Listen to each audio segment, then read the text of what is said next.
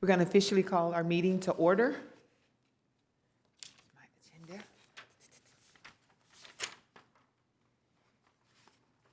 Good evening, everyone, and welcome to our Race, Equity, Diversity, and Inclusion Committee meeting. We're so glad to have you here, and we are going to start off with the Pledge of Allegiance. Oh, I'm leading. You guys can all stand, put your right hand over your heart, face the flag.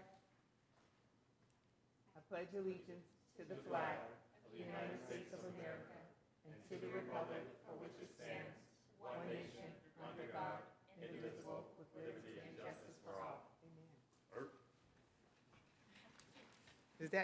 Was that military stuff? Okay, we're going to go ahead and get started with our swearing in.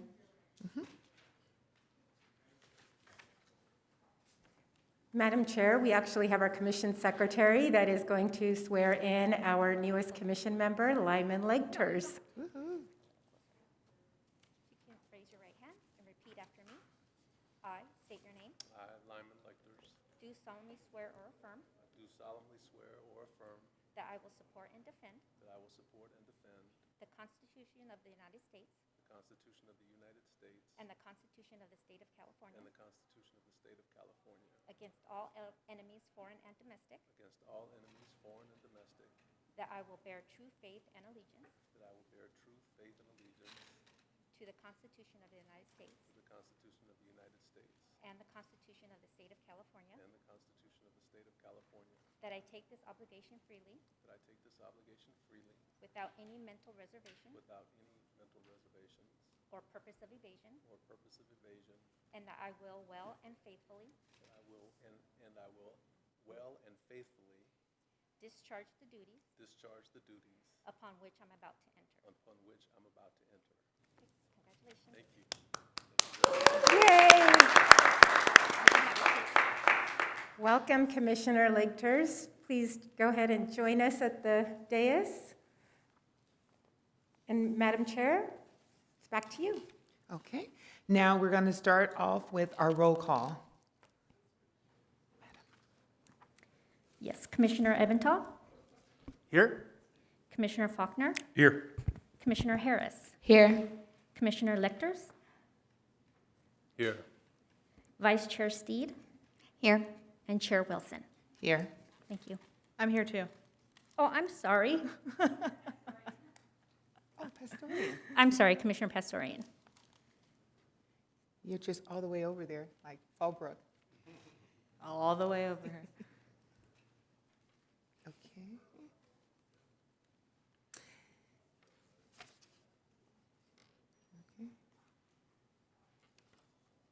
Okay, do we have any public comments? No, we do not. Okay, great. Now I'd like to move on to approval of our minutes.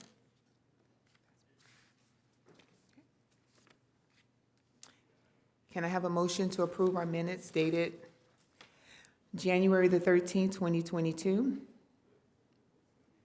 I'll make a motion to approve. Second. Okay, I have a motion by Vice Chair Steed and a second by Commissioner Faulkner. Commissioner Eventhal, Aye.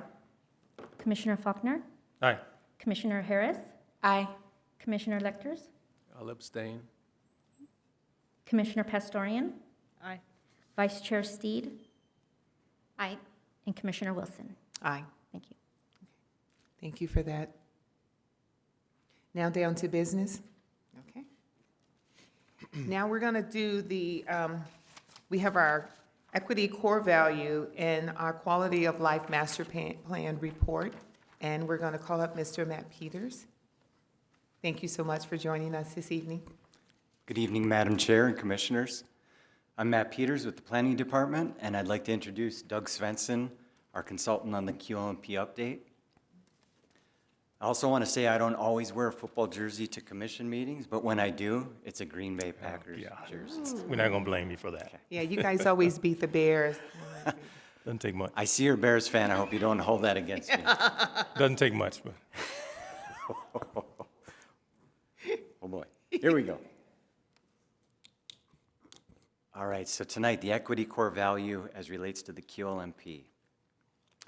So our agenda is we're going to provide an overview of the Quality of Life Master Plan, and then we're going to have three major discussion topics, the first being the REDI Commission equity core value, and then we'll discuss potential equity goals, suggested indicators. And when we get to each point in the agenda, we'll stop and pause and take feedback from the commission, and then we'll have some closing remarks.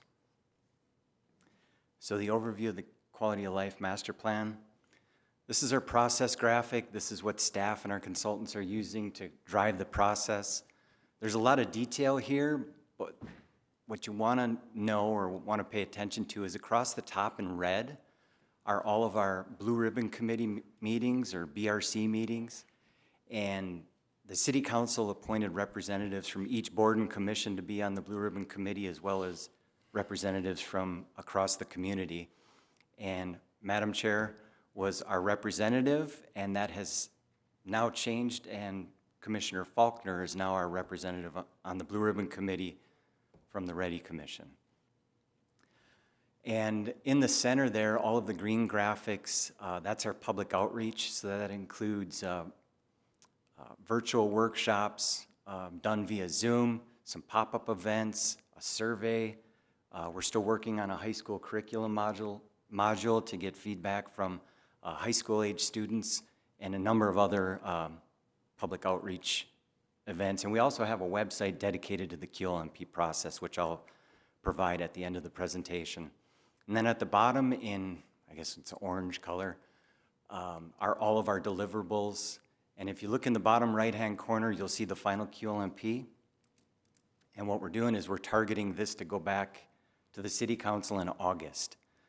So just to kind of put that in a few bullet points so you have some key dates, the equity core value we're discussing tonight with the REDI Commission, and then we'll be back March 10th to provide a more refined document, perhaps a draft of the core value. And then March 17th, we'll be providing that to the Blue Ribbon Committee. And then as far as additional work on the QLMP goes, in April, we'll be working on the city vision statement and key projects. We'll review a preliminary draft document in June. And then there'll be a public draft the end of June. That's what will go out to the public. It'll be advertised by social media. There'll be a public workshop, outreach, and additional pop-up events. And then we'll be back in July to all of the boards and commissions to present the draft QLMP document. And then in August, the final will go to the City Council. So that's if everything stays on track and we can keep that timeline, but that's our goal. So the purpose and history of the Quality of Life Master Plan, it's a living document that reflects the city's vision, aspirations, long-term goals, and strategic priorities. It provides a measurement framework with indicators, and the way we use it is that all projects in the city's annual operating budget and the capital improvements program must be consistent with the Quality of Life Master Plan. And an example of that, I took a screenshot from our annual operating budget, and you can see the 6 core values: healthy and livable city, economic prosperity, a safe and prepared community, sustainable city, transportation, mobility, and connectivity, and accountable and responsive city government. So that first paragraph dealing with the QLMP says, in an effort to incorporate the QLMP into the city's budget process, exec staff develops goals based on the core values in the Quality of Life Master Plan, and then the goals are used by each department to develop short-term objectives and performance measures for completion in the upcoming fiscal year. So we measure our progress. And then finally, the city is in the process of updating the QLMP, and we'll be revisiting each of the 6 core values. A 7th core value related to race, equity, diversion, and inclusion will also be evaluated as part of the QLMP update. Another process graphic, a lot of information here. I won't go into great detail, but essentially the Quality of Life Master Plan fits into this much bigger process, which is an update to the general plan. And phase 1 is complete. We are in phase 2. And phase 2, the major work task in that phase is the update of the Quality of Life Master Plan, which will serve as the foundation for the general plan update. And then we'll move into phase 3, where we will go out for an RFP, and then Phase 4 will include the general plan update and an environmental impact report. So the Quality of Life Master Plan kind of nests into this general plan update. And then moving on to the REDI Commission Equity Core Value Statement.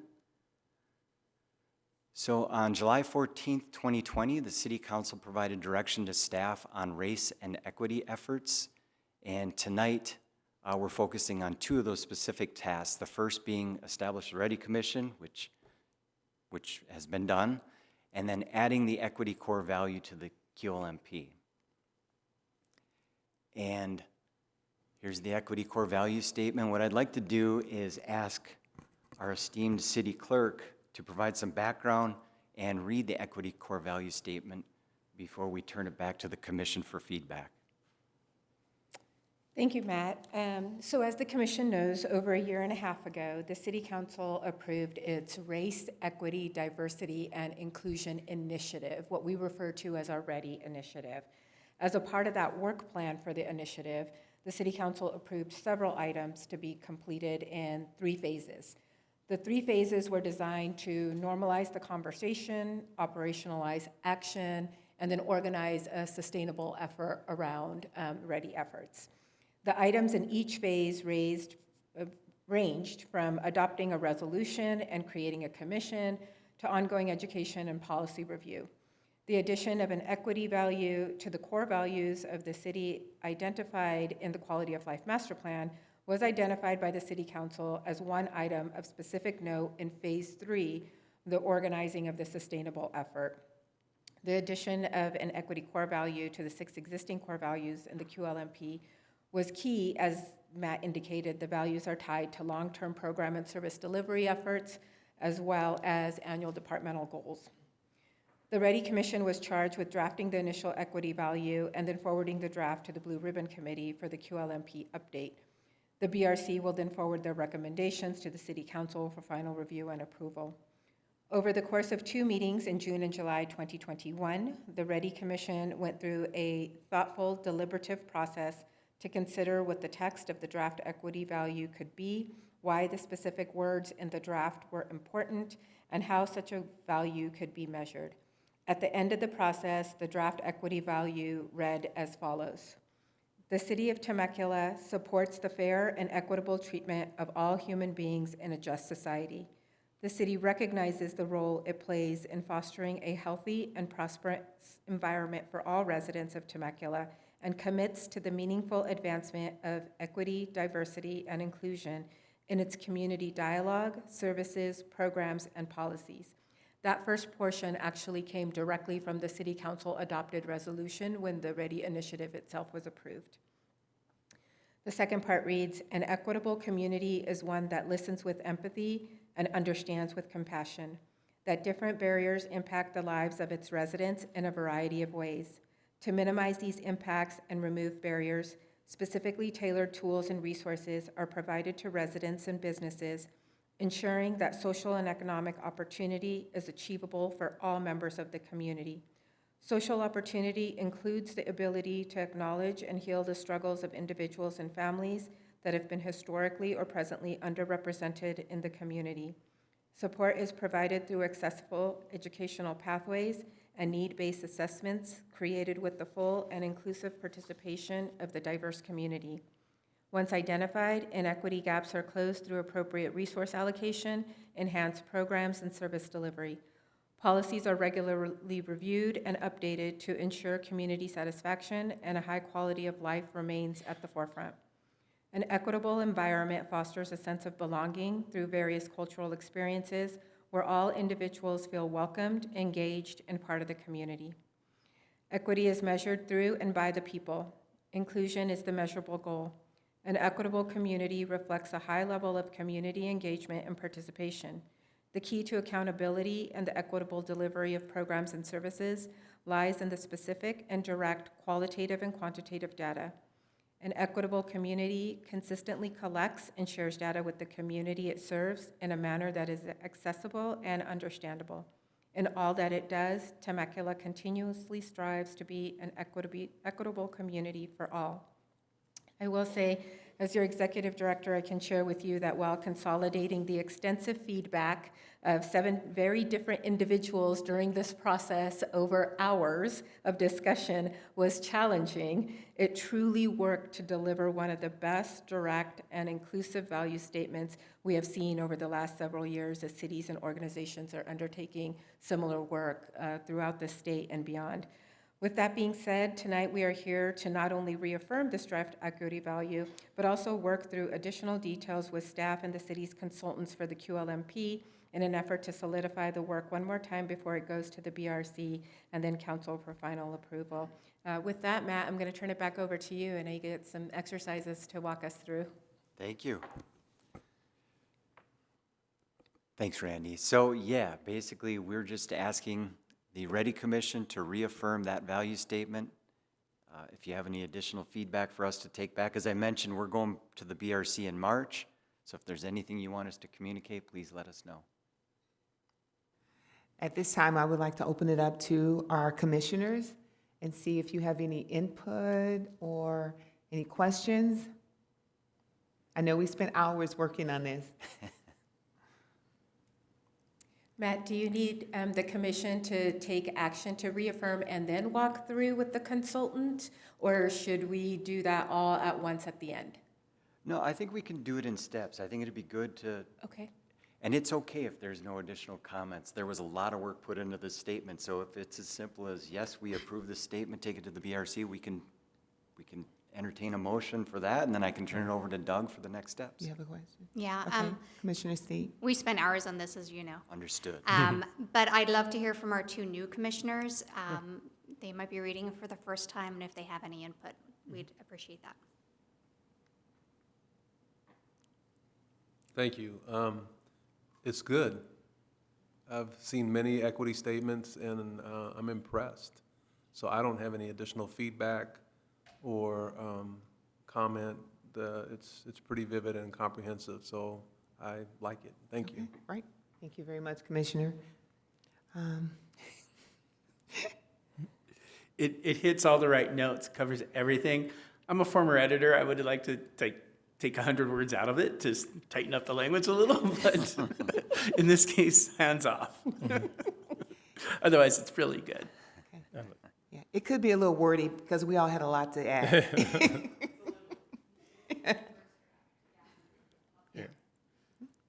So, any more comments? Yes? Yeah, Matt, I just like to say, you know, in doing this work and research and looking at equitable statements across the, you know, the internet, as I was doing my research, this is a very well-written, covers a lot of bases, and just like Adam was saying, I mean, he can work the wordsmith and work with you guys, but this is a very great statement based off all the ones I've seen, so this is really good. So that's all I have. I think we're really proud of that statement. Very good. We'll be happy to take that to the Blue Ribbon Committee. Okay, do All we right. need a vote from the commissioners at this time? Matt, is this something that you need a motion on, or? I don't think we need a formal motion. I think the consensus is Okay. this is the statement, so I think Sounds we're good. good.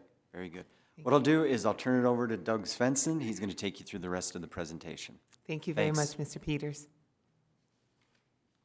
Welcome. Thank you, Madam Chair and members of the commission. I'm Doug Svensson with Applied Development Economics. I'm the lead consultant for the update of the Quality of Life Master Plan. Each of the core values in the master plan, in addition to the statement that you just reviewed, has a series of goals and also a set of performance measures to measure progress. And the idea is that the city regularly, as Matt indicated, through the budget process, through other city planning processes, regularly monitors progress on all of these core values and the more specific goals within each one of them. And so for my part of the program, I would like to present to you some potential goal statements that we've distilled from the overall core value statement that you just reviewed again. And then go through some metrics and discuss with you what are some potential ways that the city could look at specific performance measures to track over time. The first slide is a set of 5 potential goal statements. And all of the core values have between 3 to as many as 7 different statements. So it just depends on the topic matter and what is needed and appropriate to cover those particular topics. You'll recognize a number of these as coming directly from the core value statement. So the idea was to try to distill the essential points into just single-line goal statements, basically. And then from that, we'll look at ways of measuring progress on each of those goals. So what I'd like to do is just read these, since you have not seen these prior, this wasn't in the packet. I'll read through them as we've drafted them, and then I'd like to stop and maybe get your input on feedback on if we're covering the ground properly or if there are other things we'd like to say. This is an excellent chance to edit. Also, these are shorter statements, and so anything we want to do in terms of wordsmithing, that's great too. So number 1, support the fair and equitable treatment of all human beings in a just society. Recognize the city's role in fostering a healthy and prosperous environment for all residents of Temecula, and commit to the meaningful advancement of equity, diversity, and inclusion in its community dialogue, services, programs, and policies. Number 3, ensure the highest level of communication and transparency between the city and its residents, and strive for the inclusion of all segments in the society in city affairs and access to services and programs. Maintain an equitable environment that fosters a sense of belonging through various cultural experiences where all individuals feel welcome, engaged, and part of the community. Offer support through accessible educational pathways and need-based assessments created with the full and inclusive participation of the diverse community, and close identified inequity gaps through appropriate resource allocation, enhanced programs, and service delivery. So again, we'd like your input this evening, and again, our intention is to write all of this up into a chapter of the QLMP and bring it back to you at your next meeting. So tonight, we're interested in your initial reactions and any feedback you want to give us. We'll write this up, and then the next time we'll send that written material in your packet in advance of the meeting so that in March, we can have a more finalized kind of discussion. So tonight really is, our intention is to engage in a discussion. Nothing will be finalized other than what you previously just looked at, and we'll come back another time to finalize things. So with that in mind, I'll back up, if I can, to back to these statements and ask the commission for any input you'd like to give on, do these cover the essential elements of the core value statement? Are there any other topics that should be covered in a goal statement that aren't here in terms of what we've drafted so far? Great. Thank you so much for your presentation. So commissioners, you want to take line by line, or you guys have any suggestions, input?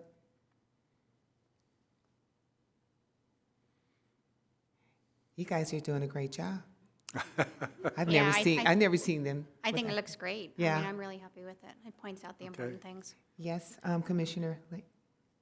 Thank you, Madam Chair. I also think that they're comprehensive and reflect the statement. The one question that comes to mind is who defines and how is fair and equitable treatment defined? Is there input from the community, the voice of lived experience in how that is defined? And I mean, it may not be, but there may be some conversation to have about that. Thank you. Thank you, Commissioner. Go ahead. I think that's a great question, and maybe a part of when we start to look at the indicators, we'll be getting a little more specific in terms of what is it we're measuring, and that would be an opportunity. Certainly open to suggestions, though, on any additional definitions that could be included here. I just had a quick question. What committee will be responsible for getting out the information, the surveys, the pathways of the connection between our constituents and the city? Who will be that? Is that the Community Service Committee, or who would be in charge of that? So the different protocols that are put in place, who would be responsible for implementing that? Can I add, because I just want to add on to your point, because I think that like we're on the same line of thinking, which is if I could add anything, I would add like a level of outreach and engagement. I think that's what's missing. Everything seems a little like as it exists, and we're going to create an environment where people feel comfortable, but it's missing that like action. We will Right, how are we outreach gonna to do these it? Right, communities. how we're gonna that reach we're on them, the- how we're gonna make this happen? We're on the same path. Yeah. Understood. Matt, jump in if you'd like, but I believe the answer is the city staff as the front line to implement all of the different, aspects of the plan, but through the various boards and commissions. So I would think the REDI Commission would be a major participant with city on an ongoing basis for a number of these issues. Okay, that's So great. I would add maybe even a line, like for me, I'm really particular about like outreaching to like the most vulnerable in our community. So if it is city staff or it is community services, it's like the city is dedicated to outreach or engagement with the most vulnerable within the community. Understood. Oh, I'm sorry, did you have more? Understood, I hear what you're saying. I think the discussion when we get into the indicators, which is how we measure this big goal, will help further define how we Okay. can turn that into action that Okay. can be measured. Exactly. Because this is all good, our goal, potential goal statement, but then how do we take this out into the community? And Yeah, and what does make that it, look like? make it actionable, make it so that Perfect. depending on the department or the commission that's running the activity, that all of the departments are on the same page. Okay, and trying sounds to good. accomplish those goals. Okay. Madam Chair, the quality of life core values Okay. and the goals indicated with each of them are the responsibility of not just one department, not just one commission, but the city as a whole. Okay. So every year when we do the budget, or every year when each of our departments on all three floors put together our measurables from the previous year's programs and service delivery, as well as what's going to be happening in the next year, we are obligated to tie those to the city's core values. Perfect. Thank you. That answers the question. Yes, Commissioner Adam? Okay, if this is a goal statement, I would think it would be a little more proactive. So, for example, instead of saying recognize the city's role in fostering, you just simply say foster a healthy and prosperous environment for residents of Temecula and commit through, and commit to the meaningful advancement of equity, diversity, yada, yada, yada. Ensure the highest level, let's see, it's a little odd doing editing in front of everybody right on the dais. No, if this that's- is fine. Go ahead. Let's see, instead of, on the last bullet, instead of offer support through accessible pathways, just simply provide accessible education pathways and needs-based assessments created with the full and inclusive participation of diverse community. And so just kind of recast that so it's, not offer, let's do it. So that's Yes. because this is a goal statement, Yes. then the tactics would follow. Point well taken to make them all more proactive. Absolutely. Understood. Great comments, Can Commissioner we Adam. fiddle with this and then submit it to you later? Or is it- Yes, certainly. So what we'll do is, prior to the next meeting, we'll send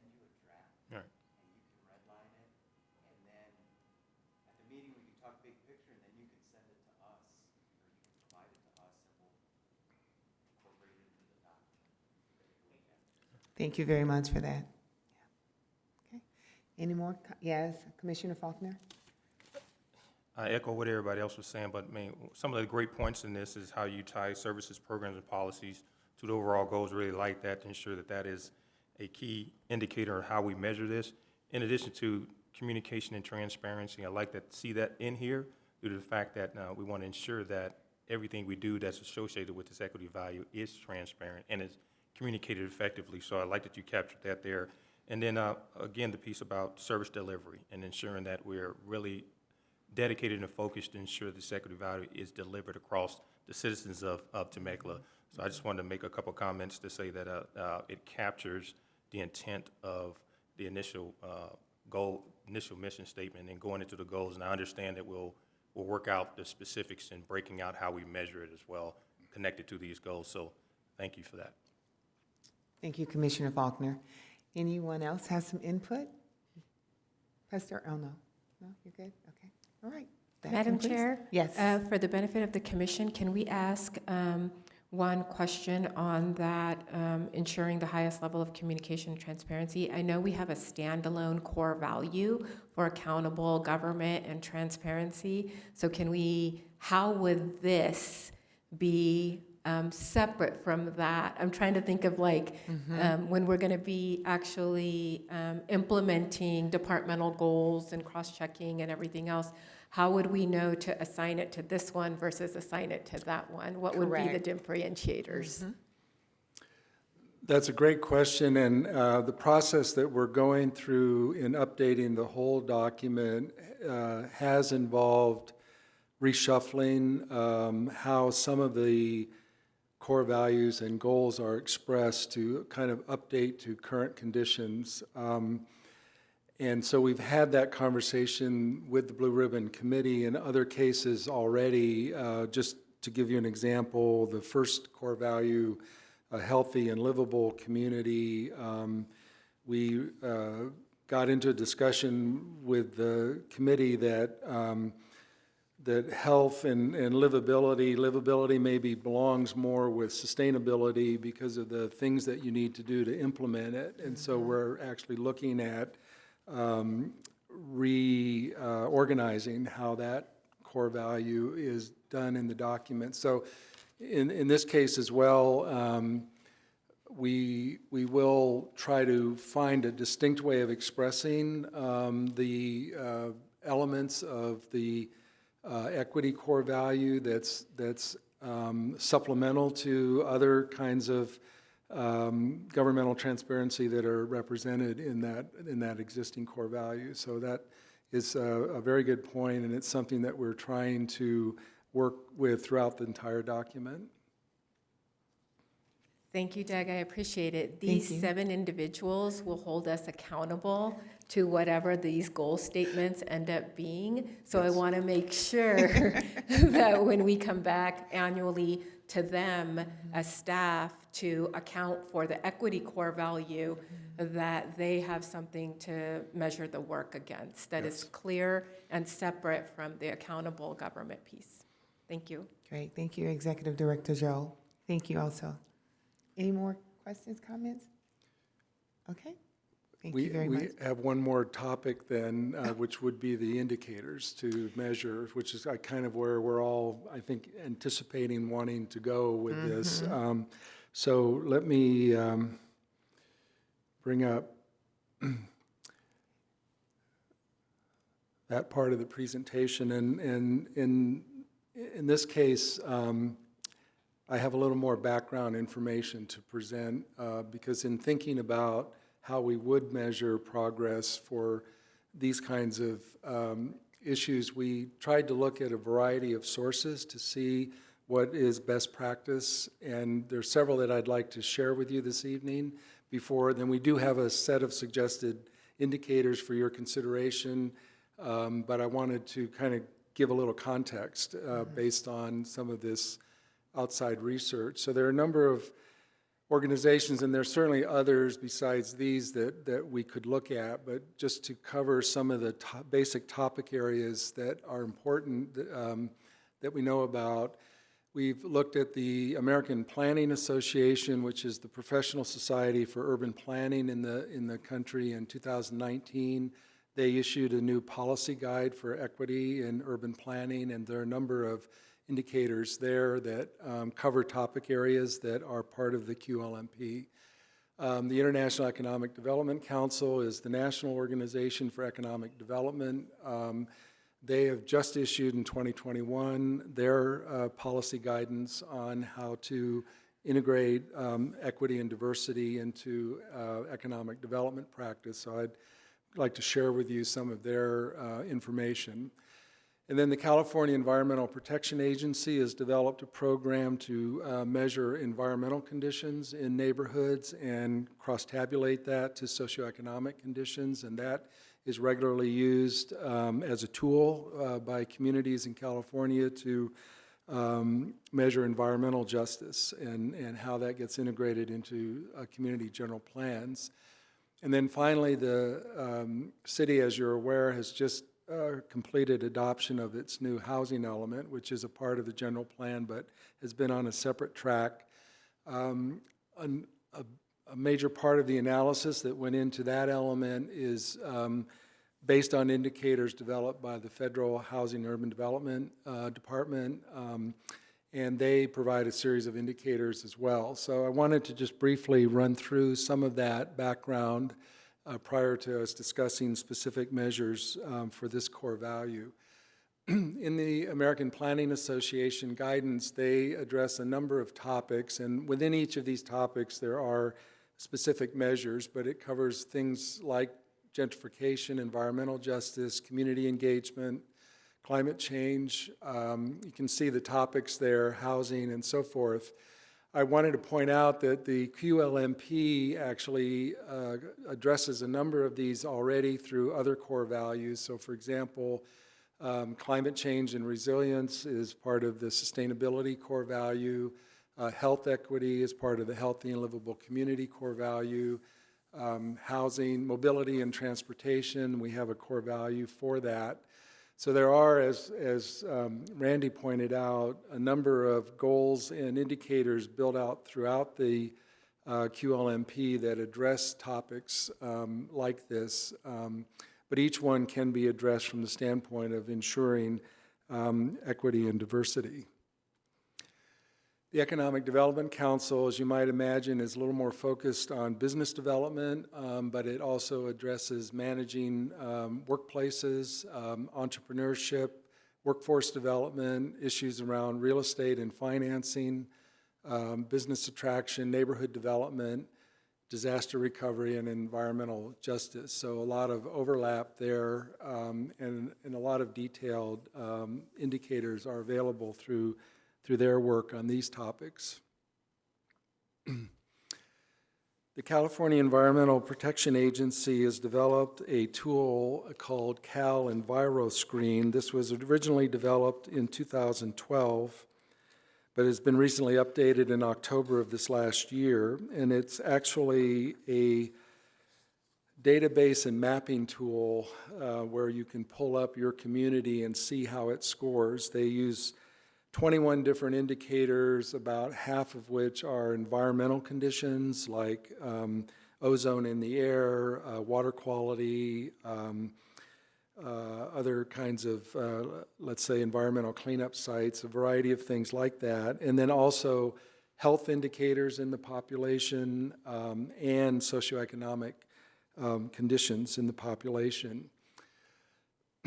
For census, and this is all done at the census tract level. On the next slide, I'll show you the map for Temecula so you can get a sense of what the census tracts look like. But there are 21 in Temecula alone, so these are fairly small areas, so you can get down to the neighborhood level.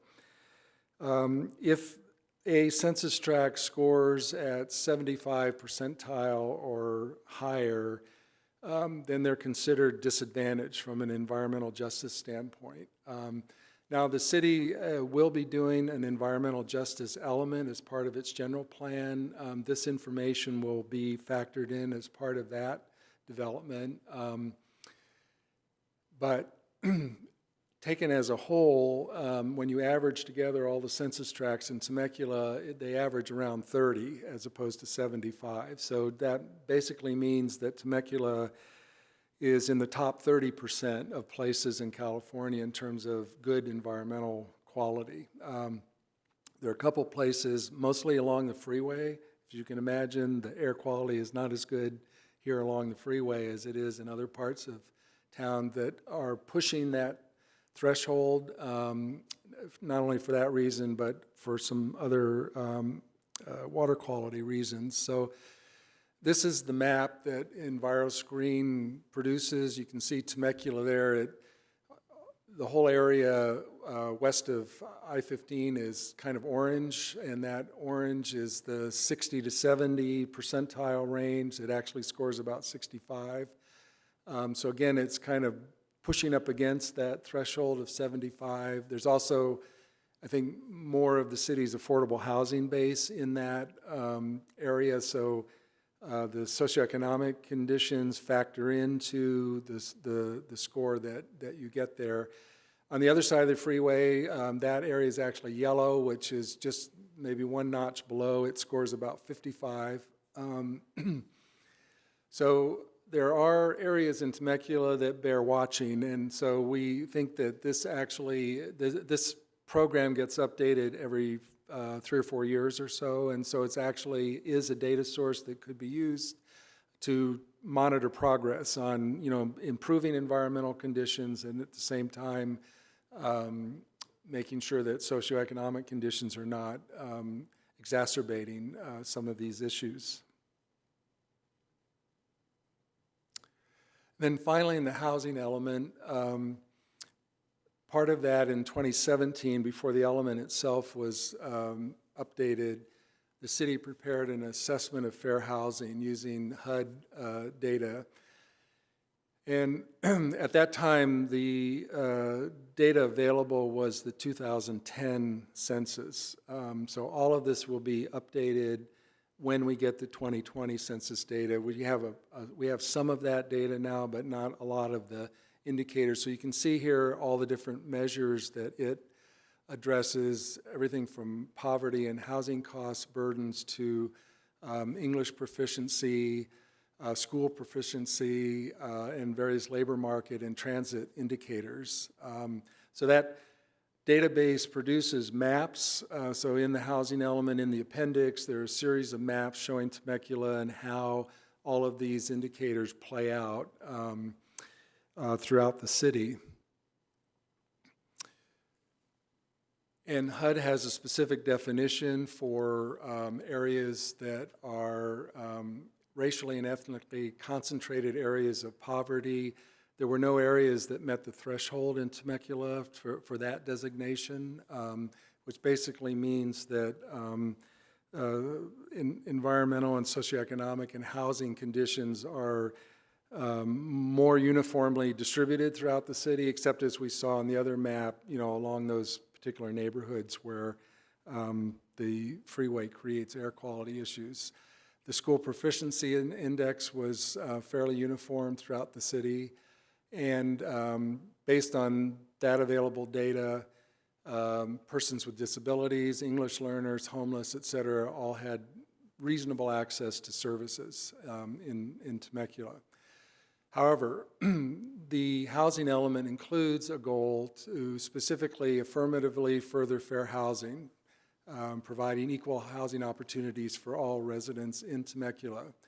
And there are 9 policies that support that goal, including enforcing anti-discrimination laws, promoting fair housing access, including diversity of housing types, et cetera, as listed there. So again, a lot of the issues and metrics around housing are addressed in the housing element. That needs to be updated every 8 years or so on cycle, but there are opportunities using these tools such as the HUD program to update when new data becomes available.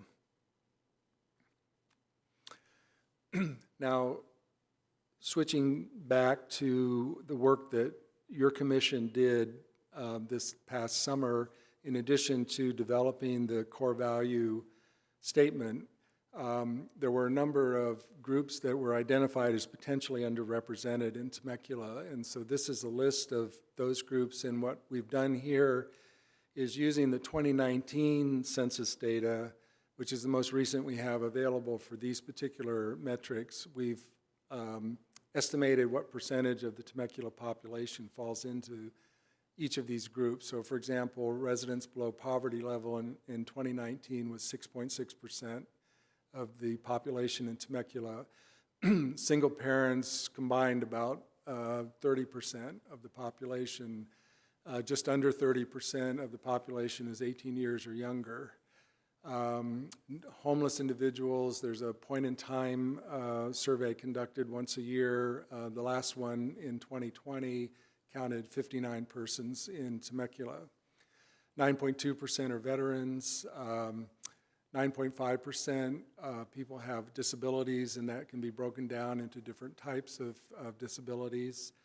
Residents with English as a second language and first-generation immigrants, between 1/4 and 18% of the population. Residents that rent and wish to own, there are 37.9% homes are rented. Virtually everyone who responded to the housing element survey said they'd rather own than rent if they could afford it. So that's a big component.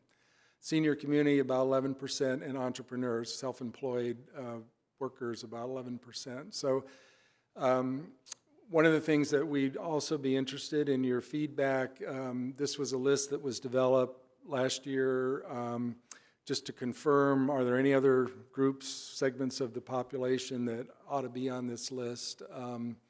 And if so, we can develop metrics for them. That's something that you can think about and we can discuss as we go forward, but we wanted to give you that data based on that list that you developed previously. So finally, we come to what we're laying out here as suggested indicators for implementing this core value. And we've not indicated here how logistically this would be measured, but we believe the city has the resources in staff to develop this information. And we can come back to you with more specifics around that, but wanted to first get a sense of, does this cover the topic areas that it needs to? Are there other areas that we need to try to measure? So I'll go ahead and read this again, since again, this is new information to the commission. Continuously work to increase the reach of city information channels. And let me just say there, we're actually right in the middle now of doing the accountable city government core value, where this kind of thing is also part of that. So I just got a big download from city staff on all the social media feeds that the city maintains and statistics that they do track on how many, they disseminate, what the hits are, what the sort of, so there is a fair amount of information on city information channels, but again, there's always room for expanding that. Track participation in city events and programs and identify where participation could be improved. Identify and address any gaps in resource pages on the city's website for services to potentially underrepresented groups. Maintain and strengthen partnerships with service agencies and organizations that can help Temecula citizens access needed resources. Continue to offer and enhance recreation programs for special needs residents. Again, this is an indicator that already exists in one of the other core values, but probably would be appropriate to move to this core value because it's definitely much more germane here. Monitor the number of affordable housing units constructed and work to increase financial resources available to mitigate housing burdens for Temecula residents. Monitor updates to metrics in Temecula for fair housing access, socioeconomic opportunity, and environmental justice, such as Cal EnviroScreen. Continue to fund and track homeless outreach services and participate in the annual point-in-time survey. So again, this is our interpretation from the goals that we talked about earlier in the overall statement of the equity core value on a number of quantitative metrics that the city could develop to track progress. But we're vitally interested in your input on, whether there are other things that you've thought of that we're missing here that we ought to consider. So I'll stop there and turn it back to the commission if I could. Thank you very much for that. Commissioners, you've seen the indicators. Do you have any input, suggestions, any wordiness?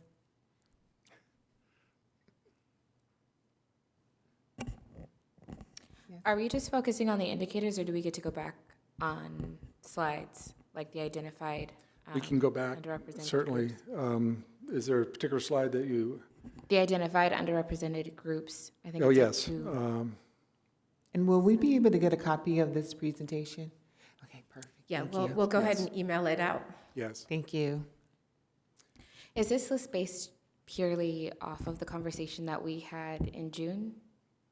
Yes, these bullet points are all the groups that we got from that input from the REDI Commission. Okay, thank you. I think I just want to point out a concern that I have with not including Black, Indigenous, people of color Okay, on this list of identified potentially underrepresented groups. I mean, even with Right. REDI, it's like race, equity, diversity. yes, inclusivity. and Yes, all those things. to be honest, we noticed that, and one reason we wanted to put this in front of you again, but Okay. absolutely, okay. Thank you so much. Right, thank you. Thank you, Commissioner Harris.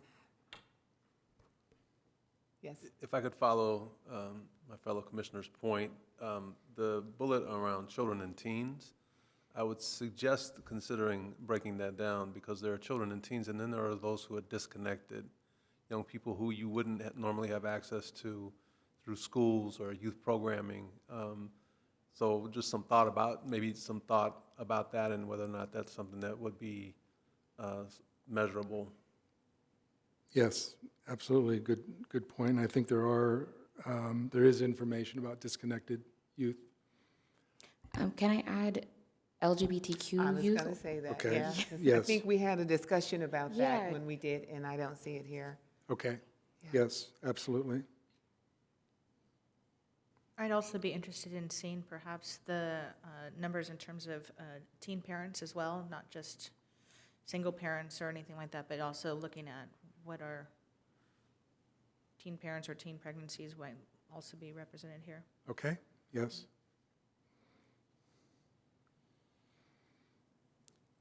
Any more? Oh, yes.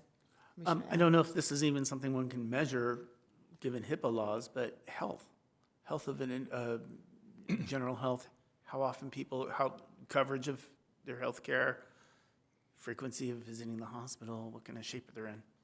I don't know if that falls under special needs necessarily, under ambulatory or Let me sensitive say, receptors or what. in the Cal Enviro screen, the health indicators that they do track, and we do have individual data on each of these indicators.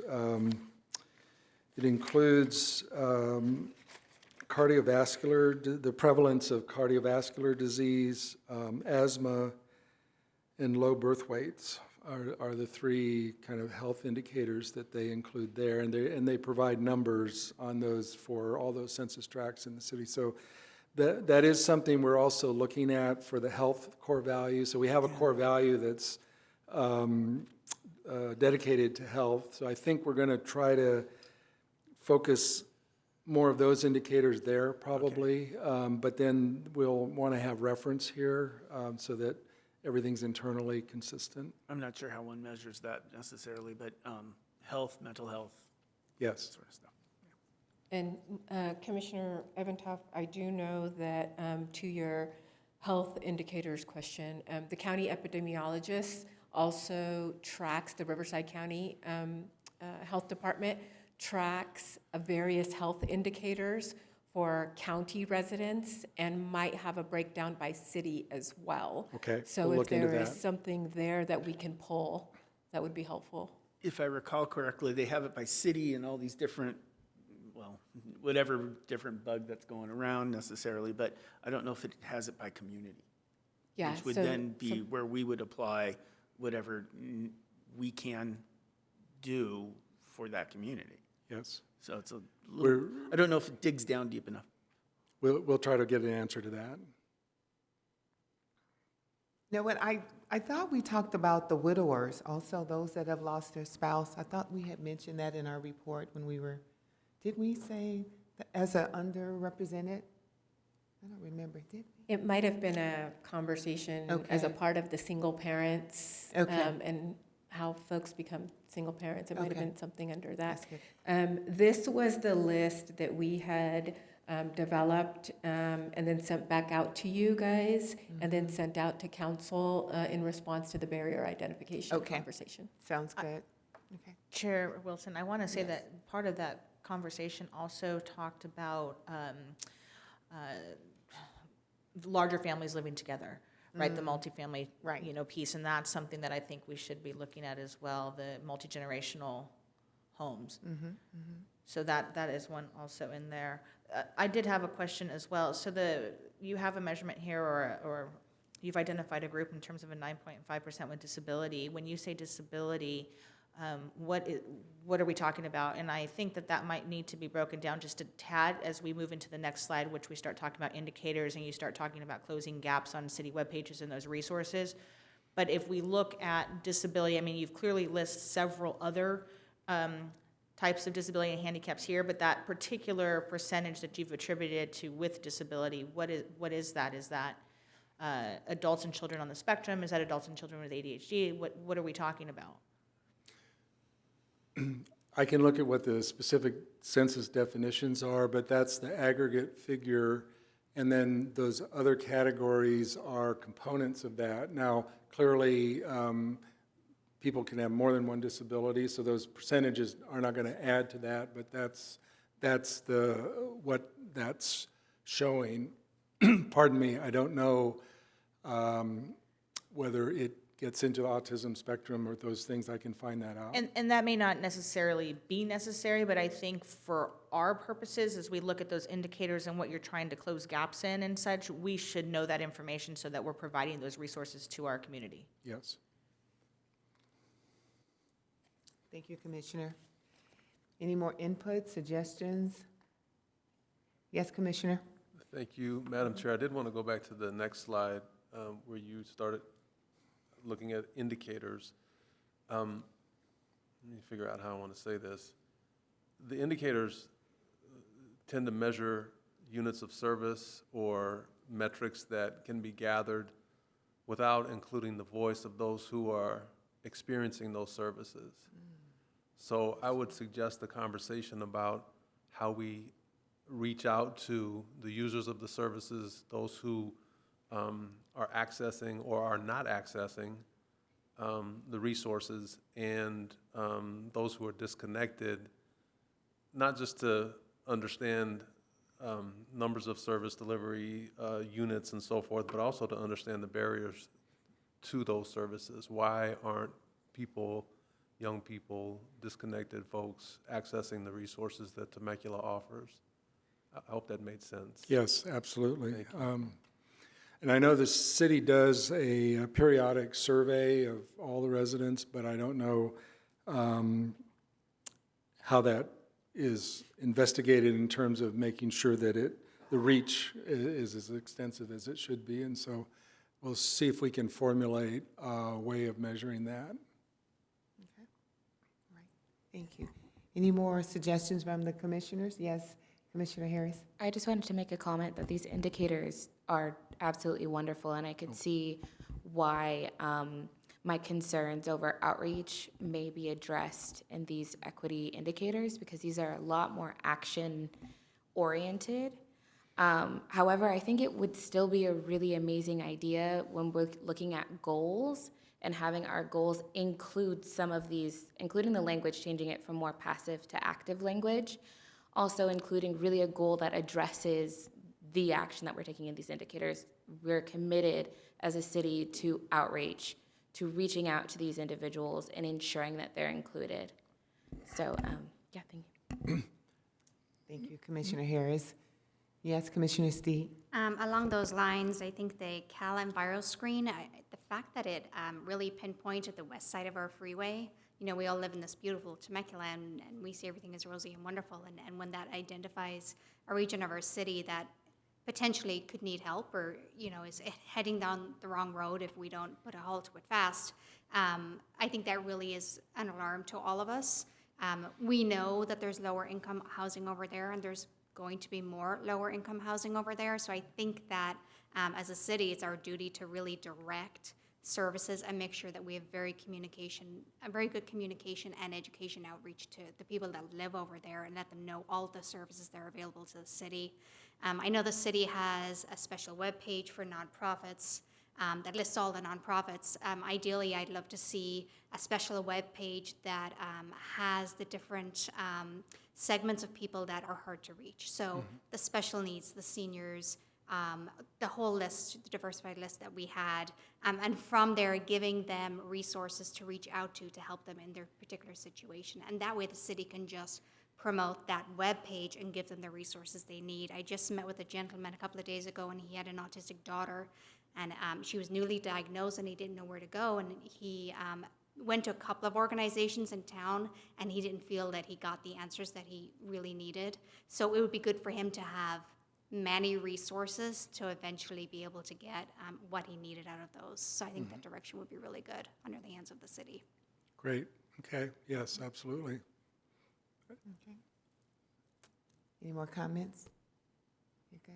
Okay. One last comment, just as a matter of course, I think one of the things that I know we have is some of the housing has some accommodations for our special needs citizens. And I think one of the indicators, because I'm looking for it and we're almost hitting it, but it seems like we're missing it, is just to simply continue and offer to enhance housing for our special needs citizens as well. So that piece should be in there. We talk about the financial such, and we talk about socioeconomic and such, but I want to make sure that that piece is in there as well. Very, very good, excuse me. Any more comments? Okay. I think we're done with our comments. Thank you Yes. so much for your presentation. Well, thank you very much. We'll put this all together in a new format, get it back out to you, and come back again next month and see where we are at that point. But we really Sounds good. appreciate all the input and discussion this evening. Thank you guys very much for coming. Madam Chair, we'll also get the presentation from tonight emailed out as post follow-up to this meeting. And so if there's a desire to wordsmith whatsoever, we can go ahead and accomplish that over the next week and get that back to Matt Peters. It's good to have someone on the commission that can do that.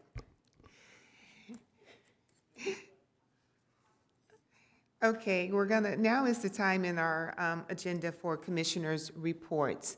And I just wanted to say that your commission report should be activities or places that you've gone to that represent some type of the REDI Commission, or some input that could help benefit and help us to outreach better and do what we need to do. So let's start with Commissioner Pastorian. Well, let's see. First off, I think, attending the mural was one of the highlights of the month, certainly, and being able to be in that special place with those people as they really, again, put all these things forward for us to see. It's probably, for me, it is the most important event to attend, because it recognizes youth doing things in our community that they're really leaving their legacy at such a young age. So that's really important. One of the things that I was over here scanning around for is that there are two events that are both virtual that are coming up. Tomorrow is one, and I believe Valentine's Day is the other. Their webinars, basically, one is talking about removing the D from the DEI type community and moving forward in that. And so it's just a think tank and kind of what the impacts of that are, what that could look like, and those types of things. So, and then as well as also a continuing work in this particular space and moving forward and beyond. So if anyone's interested in that, I'm happy to pass that information on so we can gather that information together and kind of continue to move the ball here. Lastly, I was able to meet with the boots on the ground team at Great Oak in terms of their equity work. And I'm really happy to report that they are starting to put together a plan that is going to be very grassroots and integrated into the culture of the campus. And so I think that they are on a path to start setting to be the pacemaker, really, pace setter for TVUSD in terms of what they're looking at doing all around in the DEI space. So it's going to be awesome.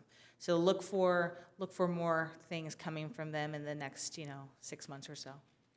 Thank you. Thank you very much. And if you have that link, if you can send it to Executive Director Joe, and she can send it out. Thank you. Absolutely. Commissioner Harris. I'll give you some time to think, Lyman. I have to write down certain words because the way that my brain works. But unfortunately, I've expressed this quite a lot. But I had a foot injury that kept me in bed for a long time. But my boot is off, and I hit the ground running as soon as I could.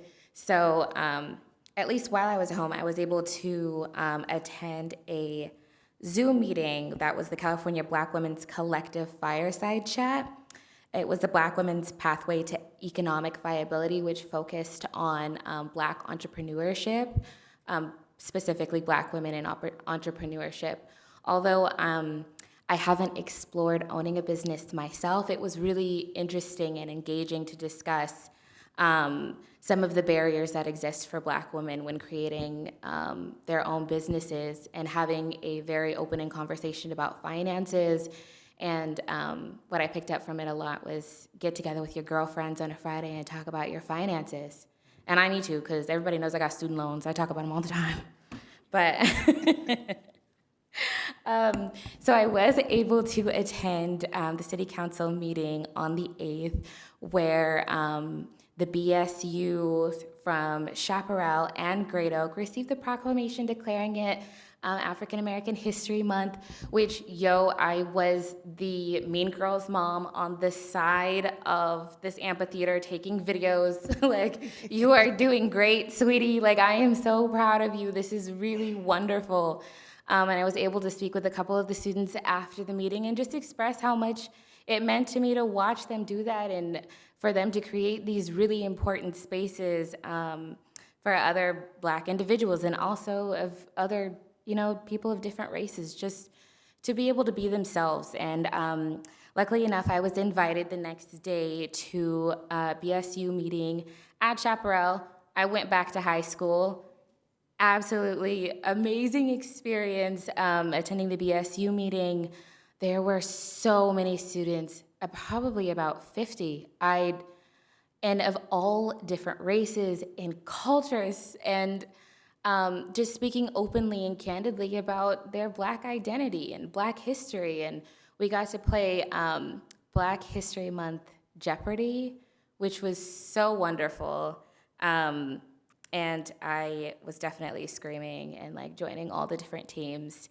I had a really great time, and I just can't speak about how inspiring and moving it was to be with those children, young adults, as they celebrate, Black history, which is American history, and seeing all of the different cultures there to support their friends and learn more. That is what I think we're all here to see and to promote, and it was wonderful just to be a part of it.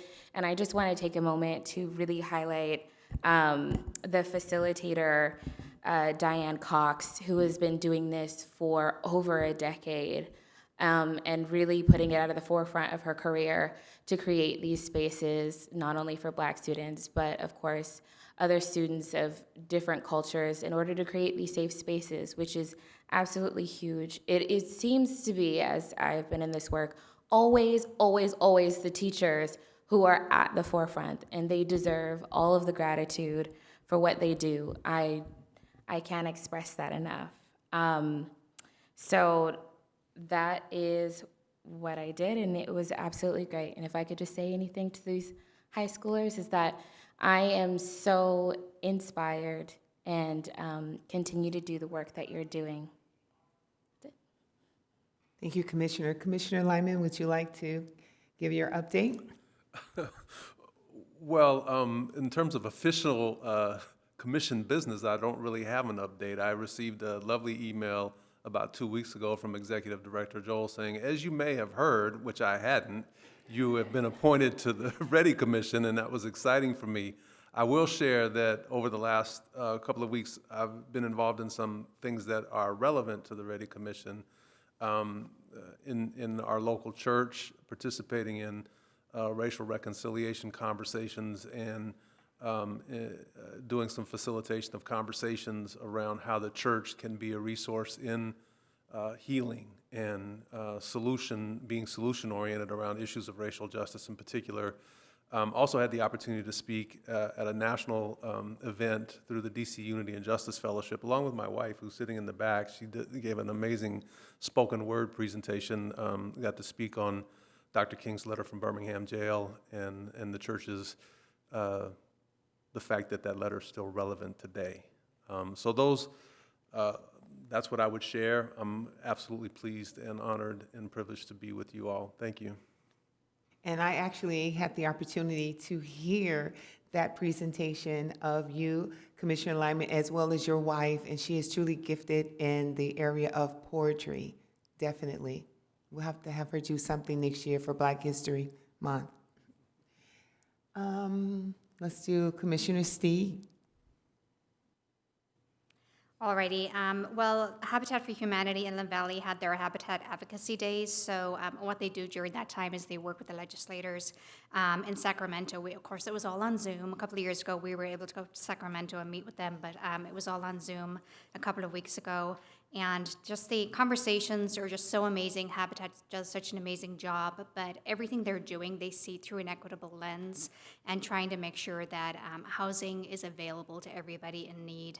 So they're working really, really hard. They're always behind the scenes working on that, and just to see that in action is always just a complete gift. I had the opportunity to meet with the CEO of the Boys and Girls Club the other day. Her name is Carly Bennett. She's an amazing lady, but she gave me some statistics on who attends the Boys and Girls Club. 20% of the kids are on scholarship, and 50% qualify for free lunches. The Boys and Girls Club, as we all know, is an amazing organization, but I think in regards to what we do here, I think it's a great partnership for us to be able to, what do you need, what do we need, that kind of a situation, just because of the demographics that they have. They do offer adventure day camps to the kids, educational day trips, and career days. Last year when we spoke to the Temecula PD, we did have conversations about them reaching out to underprivileged kids and creating relationships and really mentoring the children. And so I'm continuing that conversation with her so that hopefully our police department will get involved and be able to help those children. And along with that, they also are very, very interested in being more involved with our homeless outreach. I think all the nonprofits want to make sure that they are an asset used by the homeless outreach team. Just because of all the different variety of services that they offer, they want to make sure that they're included in those conversations. And then last but not least, I had the privilege of being on Zoom this morning, bright and early, with the Housing Diversity Committee that is operated by our local Board of Realtors. We have Adriana and Janice in the audience tonight. Thank you guys for being here. We really appreciate that. They're doing amazing work. They're having great conversations. And more than anywhere, we know that housing really needs, pay attention here. There's a really bad history involved with housing in our communities, in our country, in our state, the whole kit and caboodle. So, but I also want to give kudos to Connie Lynch, the CEO of SRCAR, for really stepping up and supporting this committee. And I think they're going to do great things, continue to educate not only the people that are in need, but also the realtors that are out there and selling our beautiful community. So that was really exciting. So that's it for me. Thank you, Commissioner Stee. It looks like you and I were some of the same stuff. Let's do Commissioner Faulkner. Yes, ma'am. Thank you, Madam Chair. So I'll just bring a couple things. I was in a couple spots with the other commissioners as well. Had a chance to go see the new pump track. Although I would not get on there and break anything, it looked really fun. So I had a chance to go over there and witness the grand opening of that, and the kids loved it. From small to large, and to some adults who were tempted to do it as well. So a great addition to our parks and our recreation, our amenities for our young people here in Temecula. I don't know if we talked about this last time, but a day on service where we were working with the city to do painting out here. So if you didn't join this year, next year for MLK birthday, the city puts together a day on. In reflection of what Martin Luther King meant, a day of service. So if you didn't join this year, next year, come out and let's see what we can do to make our city look better. So come on out and join us with that. Again, this month is Heart Awareness Month, and I had a chance to see Chair talk about our organization that she's doing. And again, for our citizens, continue to get out and enjoy what the city has created with our parks and recreations to, again, work on health and being health-wise as it relates to heart health and other things in your life. So get outside, get some vitamin D, and walk. As a part of Big Brothers Big Sisters, I really like the organization. I'm a member of Big Brothers Big Sisters. I have a young man I'm mentoring. So I really want to put a plug into you. When we talk about underserved, we talk about single moms or dads who are raising kids. There's a great opportunity for our citizens who have the time to really give back. So look for an opportunity to do something good in your neighborhood. And one of the things you can do is be a part of that organization or any organization that provides, fill the gaps for our young kids that are growing up without both parents in their homes. So another opportunity. And then, let me check.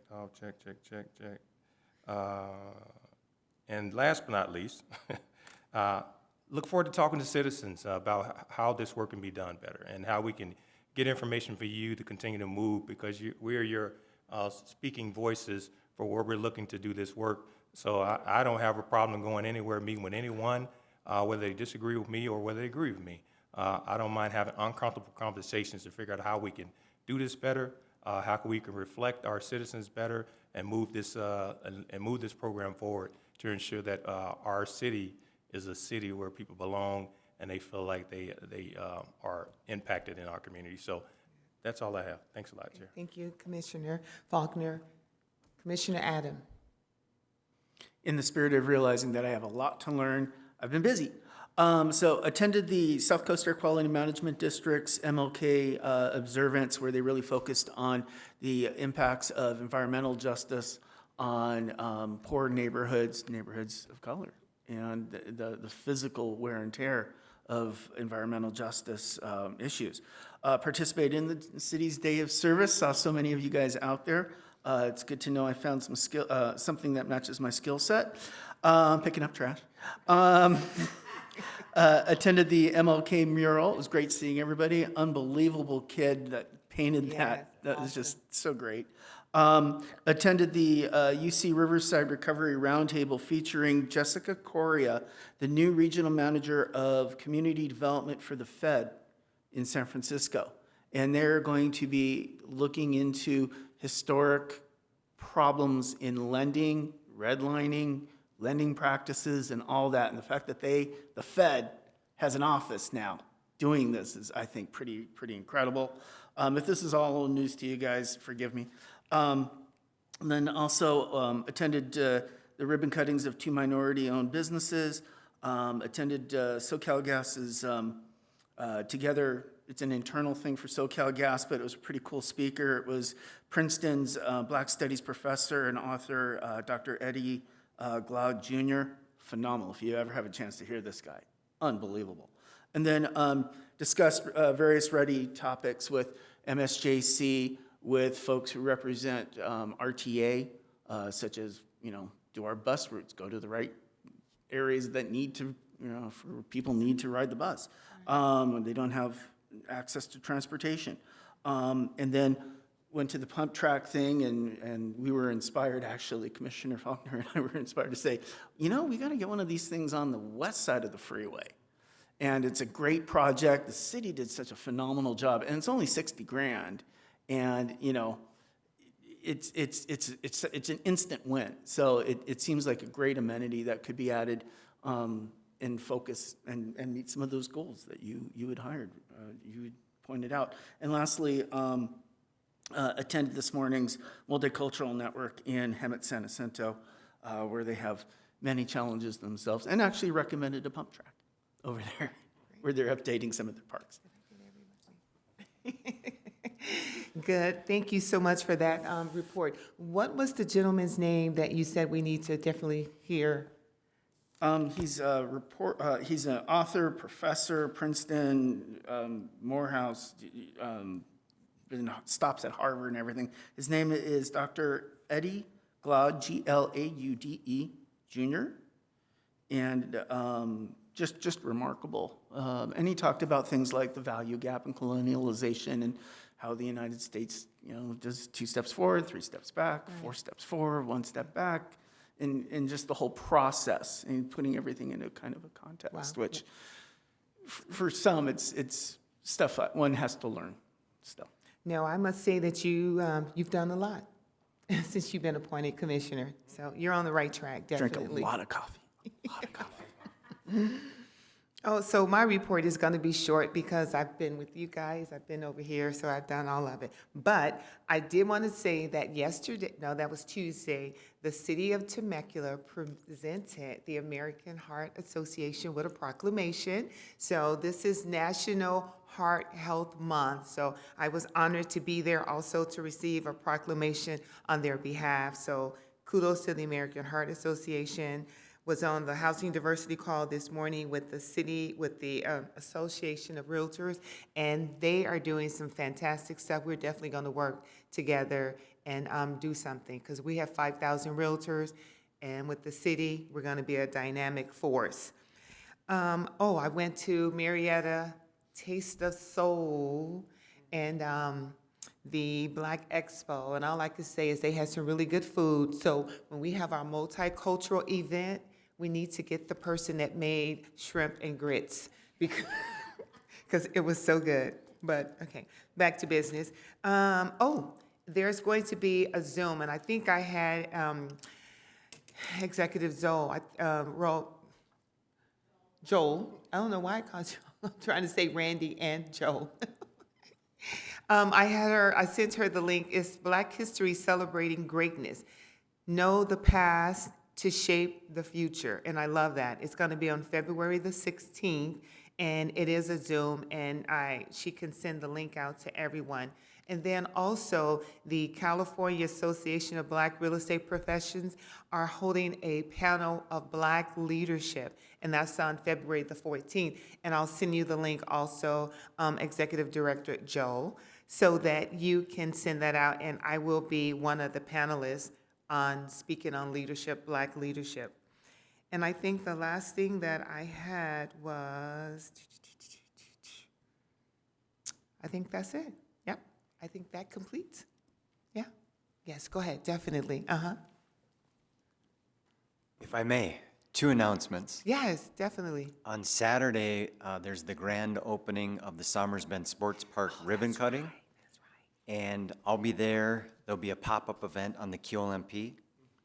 So push that out to your networks, encourage people to come, give us their input. There's, opportunities to give us their feedback, and we'll report that back to the Blue Ribbon Committee. And then Commissioner Harris, you had mentioned the Black Student Union and Diane Cox. If you could push out the survey to her to share with the students so they can fill out the survey on the QLMP, that would be fantastic. Thank you. Thank you so much, Ms. Peters. Can I also add the second Saturday that I'm super, super, super excited about? Celebrating Benin. Oh, yeah. At the Temecula Museum. Oh, So okay. also, if you're not going to that grand opening, you can go to second Saturday and go learn more about the culture of Benin. So I'm excited. I'm going to be there. Can you send the information to Executive Director Joe so we can have it? Or do we have it? Okay. I don't know. I can get the link and send it out. Okay, Yeah. okay, yeah, because I've never heard of it, but thank you. Really? Okay. Yes, Commissioner Faulkner. I'll be quick, Chair. And Commissioner has already brought up, I mean, this month being African American Black History Month. If you haven't had a chance to really dive into some of the great things that African Americans and Black Americans have done for this country, American history is everybody's history, right? We've all made an impact on this country, no matter the color, but really take an opportunity to, as I'm researching, as I'm looking at things, a resounding theme is I rise in spite of all the obstacles that were placed in front of me. You know, you had people reaching the doctor status, lawyer status, at a time where systemic racism, covert, overt, and things were placed in their way, obstacles, but guess what, still they rose. So this is a sign of strength of America, of Black Americans in this country, the contributions they made. So take an opportunity this month, if you haven't, and that's to all our citizens to really understand the impact and the challenges that were overcome. I'm a historian of all history, no matter what it is. But when you look at the obstacles that were placed in many of their way, and still they rose, even at a time where unsurmountable odds and obstacles were placed in the way, they still were outperforming those who had a direct access in a straight line to success. So take that opportunity and take the opportunity to just really dive into the history, because if we don't understand it, get educated on it, it will repeat itself. So just make sure we take that time. So that's all I have. Okay, no, I truly agree with that. And I want to applaud the city of Temecula, because this is Black History Month and they've been putting on a lot of different things. So if you haven't gone around to see the different exhibit or to check out the museum, and then also there's this performance. These are Black ballerinas, and they're from Chicago, yes, my hometown. But they're going to be performing at the community center. It's on February the 19th, and they're doing hip hop ballet. So if you only can imagine what that's going to look like, but I'm looking forward to that. I got my ticket, so definitely. That completes my report. And now from our executive director, do you have a report, Ms. Randy? I do, Madam Chair. I will not mention Summers Bend since Matt already mentioned it. If you can get out there, it's going to be a great event. At the February 22nd City Council meeting, the City Council will be receiving an update on our first annual multicultural event. We are referring to it as Temecula Culture Fest. Dawn, with our Community Services Department, will be making a presentation to the City Council, taking any final recommendations, and then moving forward for that May weekend, Saturday, that we had decided and recommended to the City Council to align with World Culture Day. So that was a recommendation of this commission, and it is going forward for final approval at the February 22nd meeting.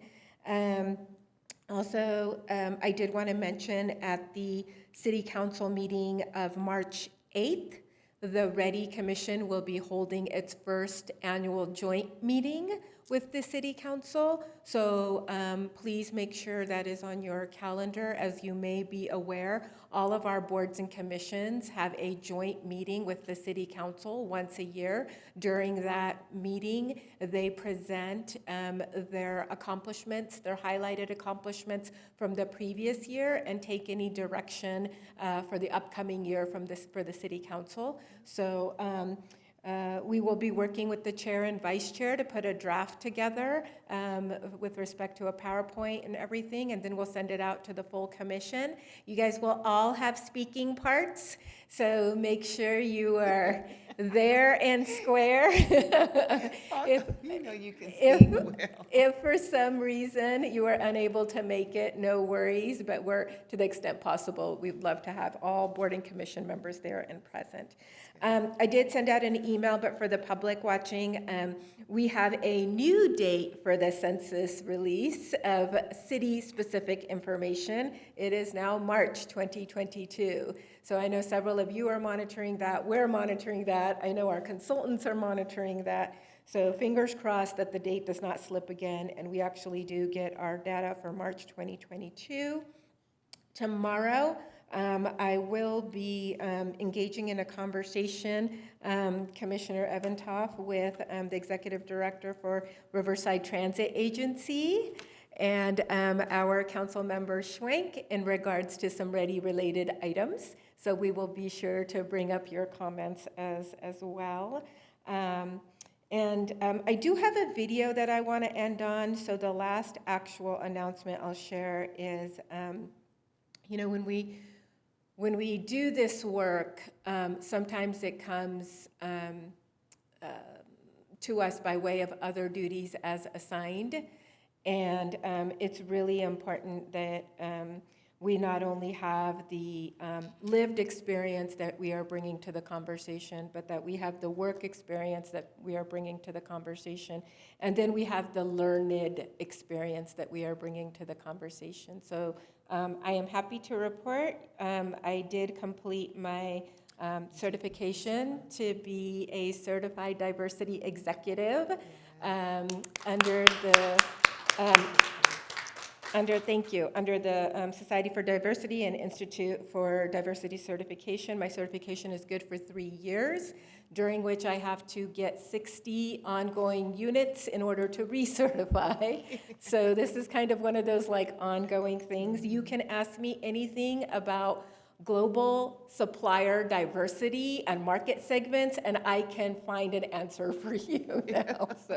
But what's interesting is the certification is both for public and private sector DEI professionals. So in my class, you had people that were working in the federal government and the state government and local governments, but then you also had folks that were working for Google, Cisco, and all of these other industries as well. So it really provides an opportunity for us to network outside of our own sector, should we need to go ahead and tap into that.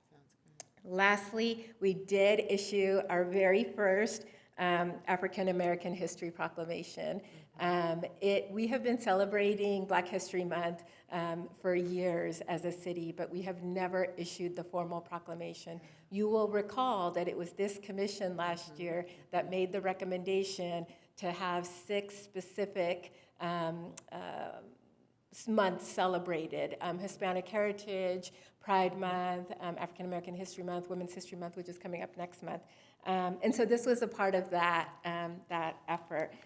We do have a video that I want to close out on because I thought the words that were shared by the BSU members in accepting the proclamation were just so poignant. Yes. And so I'm going to conclude my comments and ask Chris to go ahead and play the video, after which, Madam Chair, it's all yours. Okay, great, thank you. Good evening, City Council members. I'm Diane Cox. Diversity is ensuring safe and inclusive environment for all students. It is the ability to create an environment that recognizes a variety of cultures while implementing strategies that promote growth and social justice. I've been an educator for 34 years, 24 of them at Chaparral High School. Knowing that students seek to find others like themselves as a means of establishing their identity, I started BSU in 2006 to give Black students cultural affirmation and a safe refuge to feel seen and heard. Thank you for your acknowledging the importance of student organizations like BSU. Chelsea Ross, our junior at Chaparral and BSU president, will tell you more about our club.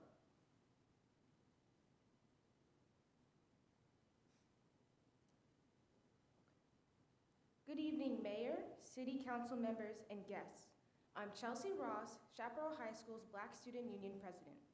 I am honored to receive your invitation and this proclamation.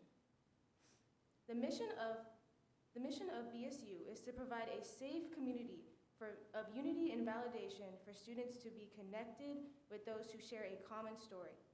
Membership is open to any student regardless of their race. We meet every Wednesday during lunch, which is not a lot of time, to do different activities that consist of learning about Black history, our culture, and traditions. In 2020, we participated in the annual Black History Month Academic Bowl at UC Riverside and took first place. We are also a community service organization and have partnered with Habitat for Humanity and the Veterans Supplemental Support Network, VSSN. Black student unions promote positive images and stories of African Americans. We strive for academic excellence by giving our members the confidence and support to become school and community leaders. I joined BSU my freshman year to gain a sense of belonging and to connect with my peers who understand my cultural background. Moving forward, we invite you to invest in the needs of Black communities and include them in the decision-making process. In closing, we are extending an invitation for you to attend our Black History Month Academic Excellence Award Ceremony on Friday, February 25th at 6:30 p.m. at Chaparral High School. Thank you.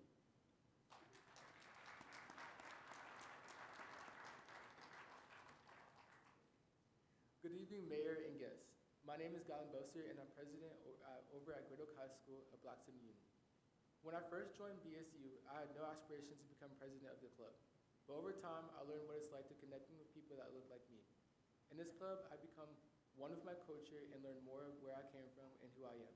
With COVID hitting, we had to discontinue some of our favorite events, such as our forum, potlucks, and annual get-together.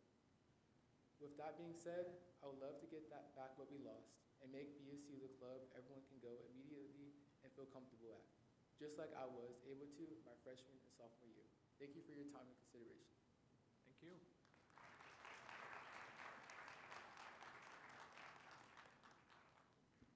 Good evening.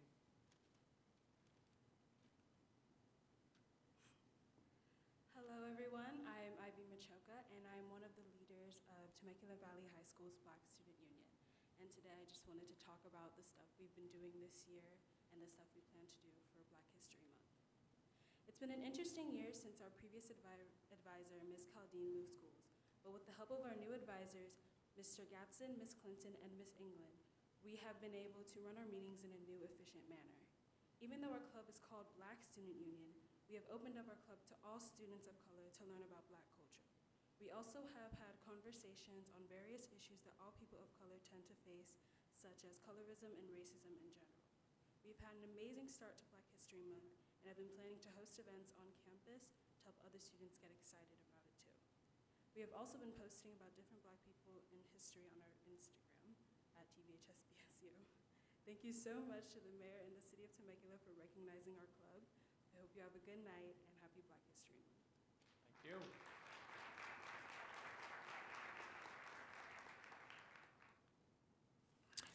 Thank you so much for that. Executive Director Joel, any comments? Any feedback? It was a great presentation, and I was glad to be here for both of the proclamations. If we have nothing else on the agenda, we are officially adjourned.